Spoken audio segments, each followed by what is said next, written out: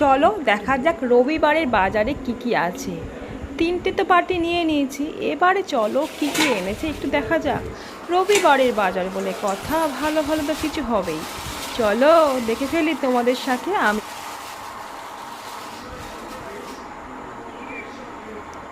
তো এখানে দেখো এনেছি শোল মাছ। শোল মাছ কিন্তু বরাবরই আমাদের বাড়ির সবাই খুব ভালোবাসে, শুধু আমি মাত্র খাই না, সেই জন্য তোমাদের দাদাভাই কোনো দিনও আনতে চায় না। তা আমি বললাম নিয়ে এসো না, আমি না খাইব না খাবো, তোমাদের রান্না করে দিতে আমার খুব একটা অসুবিধা হবে না।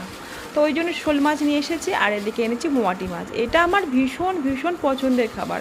এই ছোটো ছোটো মোয়াটি মাছ ভাজা বা ঝাল করলে এত ভালো লাগে খেতে, কি বলবো, অপূর্ব। আর আর তারপর চলো আর কি বাজার এনেছে দেখা যাক। এখানে এনেছে কি বলো তো, বড় বড় সাইজ মনে হচ্ছে, হাতে লাগছে। হ্যাঁ, তাহলে কি হতে পারে, একটু দেখে ফেলি। চলো চলো তোমাদের সাথে আমি ওরে বাবা, বাটা মাছ আমার পছন্দ। আর আজকে তো বাটা মাছের সর্ষে বাটা করবো, সাথে মোয়াটি মাছের ঝালও বানাবো। কিছুটা মোয়াটি মাছ ভাজাও রাখবো বরমশাইয়ের জন্য। আর শোল মাছের কি করব, আম দিয়ে আমশোল করব।